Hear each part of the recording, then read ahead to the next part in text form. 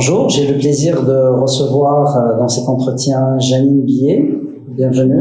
Merci. Janine est professeure de management et d'entrepreneuriat à l'ESC PO, Business School.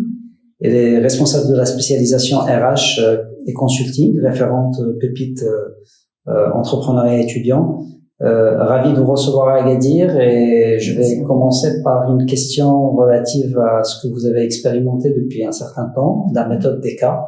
Et je voudrais la ramener au contexte de la formation des étudiants entrepreneurs. Très bien. Je vous remercie pour cette question. Déjà, c'est vrai que la méthode DECA est une méthode qui est une méthode ancienne, mais qu'on utilise de plus en plus aujourd'hui. L'objectif réellement, c'est de faire connaître l'entreprise aux étudiants et notamment aux entrepreneurs, puisque demain, ce sont des étudiants futurs entrepreneurs qui vont donc eux aussi avoir des responsabilités au sein de ces entreprises. Alors, comment faire ces études de cas? L'objectif, c'est d'aller dans l'entreprise, parler avec le dirigeant d'entreprise, découvrir l'entreprise et voir quelles sont les finalités de cette entreprise. Ce que nous faisons au niveau de l'ESC-PO, c'est que nous pouvons amener nos étudiants, au travers de missions consulting, justement, à découvrir l'entreprise, à travailler avec le chef d'entreprise et on collecte comme cela tous les éléments d'information par rapport à une problématique que l'entrepreneur peut avoir. Et lorsque nous revenons à l'école, c'est un travail conjoint qu'on peut faire avec les étudiants. L'objectif, c'est de dire les étudiants sont là pour bien connaître le monde dans l'entreprise et la façon dont le dirigeant conduit son entreprise avec les problèmes qu'il rencontre. Ils vont faire des recherches par rapport à cette entreprise.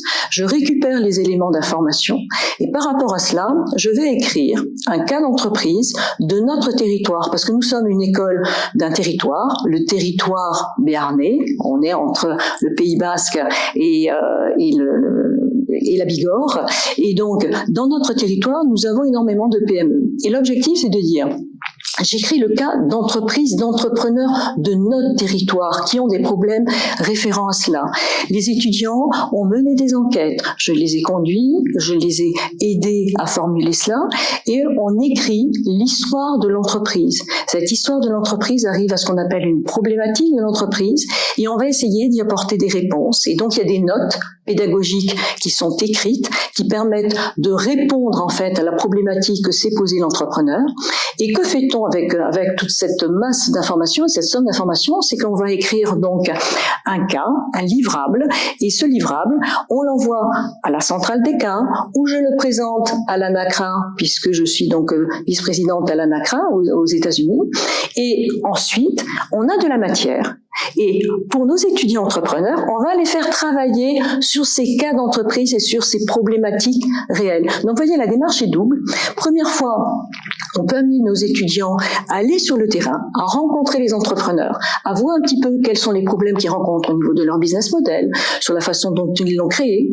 Et ensuite, les générations d'après, la session d'après, une fois que notre cas est écrit, vont travailler sur ce cas réel d'entreprise pour lequel ils vont apporter des réponses. Et souvent, ce que nous pouvons faire, puisque nous travaillons avec des entreprises de notre territoire, c'est que les étudiants qui ont travaillé, par exemple, sur le cas de la famille Michaud, lune de miel, l'entrepreneur vient à l'école et les étudiants qui ont travaillé sur sa problématique lui donnent des réponses. Et l'entrepreneur qui a eu un problème, par exemple sur la gestion des stocks ou sur un problème marketing, sur la marque employeur, eh bien le chef d'entreprise entend les réponses qui sont apportées par nos étudiants. Et donc on est dans un enrichissement conjoint entre les étudiants et le chef d'entreprise, puisqu'il peut avoir, par le biais de nos étudiants, des idées nouvelles, de la créativité, puisque, comme on le sait, cette génération Z d'étudiants est une génération qui est très créative par rapport à cela, et qui va quelquefois au-delà des limites, et peut proposer des solutions qui peuvent être ensuite enrichies, bien entendu, dans le contexte de l'entreprise. Vous avez également beaucoup travaillé sur l'entrepreneuriat féminin dans différents contextes. Oui. Et on sait que c'est un sujet qui dépend énormément du contexte. Oui. Vous avez eu l'occasion d'expérimenter, de travailler un peu sur le contexte européen, africain. Qu'est-ce que vous pouvez nous en dire sur le contraste des deux contextes? Alors, il est vrai déjà que quand on parle d'entrepreneuriat féminin, l'entrepreneuriat féminin est déjà une façon d'entreprendre qui est différente de l'entreprendre d'un autre genre. Hein, on peut déjà commencer par cela, puisque l'entrepreneur féminin, on le voit, est quand même beaucoup plus sur de la RSE, cette responsabilité sociale et environnementale.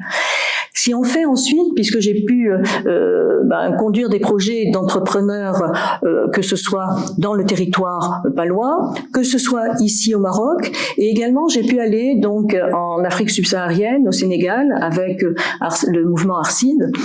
Qu'est-ce qu'on voit par rapport à la différence de culture au niveau des jeunes filles qui entreprennent ?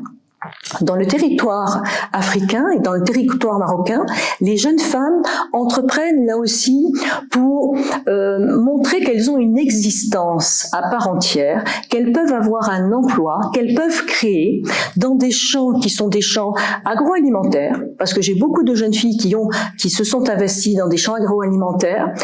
Au niveau de la cosmétologie aussi, vous savez, on prend de l'huile d'argan, on essaye d'en refaire, et des projets tels que cela.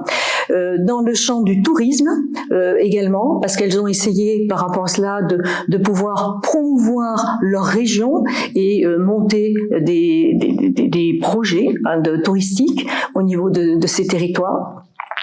Au niveau de notre territoire donc du Béarn, les jeunes filles ont entrepris également, mais peut-être dans des champs qui sont plus liés pas toujours à de la culture. Vraiment, l'aspect différent, c'est que la culture, la valeur, les familles sont très fortes dans l'entreprendre au féminin dans les pays d'Afrique.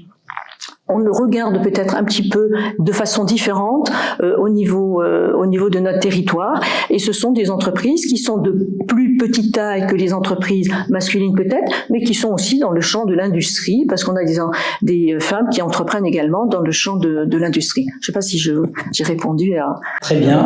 On a également beaucoup parlé du modèle Université 4.0, Éducation 4.0. On a parlé de nouvelles approches qui n'ont peut-être pas aussi nouvelles que ça, le learning by doing, les classes inversées, etc. Est-ce que vous pensez qu'aujourd'hui, ce sont des approches suffisamment explorées dans l'agir entrepreneurial, dans la formation des jeunes à l'entrepreneuriat?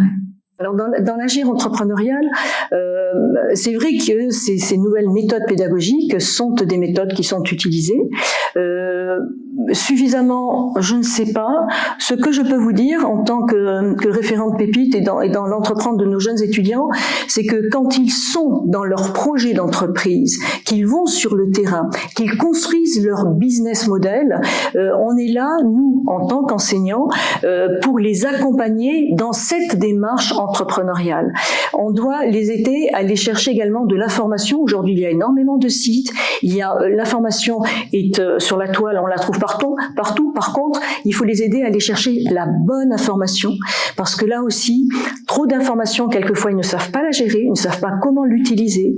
Leur apprendre également à utiliser les business models actuels avec des démarches innovantes. Et ça, ce n'est peut-être pas toujours ce qui est fait par rapport à cela.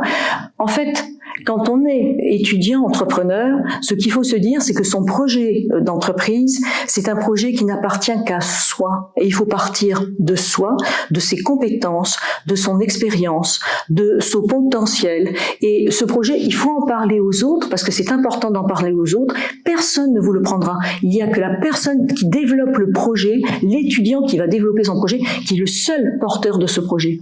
Ce qu'on peut regretter quelquefois par rapport à nos jeunes étudiants entrepreneurs, c'est qu'ils ont tellement peur qu'on leur prenne leur projet, c'est qu'ils se referment, ils deviennent très individuels par rapport à cette démarche, alors qu'il faut s'ouvrir aux autres et se faire aider par les autres pour monter le business model. Le seul élément différenciant, c'est l'homme, c'est l'entrepreneur. Après, c'est saisir des opportunités, savoir utiliser des outils, savoir mettre en place, hein, c'est comme un musicien avec sa partition, et bon, on peut avoir de bons musiciens, de mauvais musiciens. La partition, elle est identique par rapport à tout le monde. C'est l'homme qui fait la différence de cela. Peut-être un dernier mot sur l'RPME, notre association, et quel message adressez-vous aux chercheurs qui veulent rejoindre cette association? Alors l'association de l'RPME est une association qui me tient à cœur. Il est vrai, j'y suis entrée il y a très longtemps. Et je dis aux enseignants et aux enseignants-chercheurs, allez dans ces associations, allez dans ces réseaux. Au niveau de l'IRPME, il y a une richesse au niveau des rencontres, au niveau des personnes, au niveau des thèmes qui sont donnés, qui est formidable. Et donc, il est vrai que l'objectif aujourd'hui, si on veut grandir ensemble, c'est de pouvoir se rencontrer. Et heureusement que cette période de Covid est finie, parce que ce qui est intéressant, ce sont les rencontres informelles que nous pouvons avoir au niveau de ces rencontres, de ces colloques, de ces conférences. Bien entendu, il y a des communications. Bien entendu, il y a les conférences plénières. Mais je pense que le plus des réseaux, et notamment de l'IRPME, ce sont les rencontres entre pairs que nous faisons et qui sont très riches et très porteurs de sens et d'évolution, bien entendu, pour la suite. Janine Billet, merci beaucoup pour cet entretien et bienvenue encore.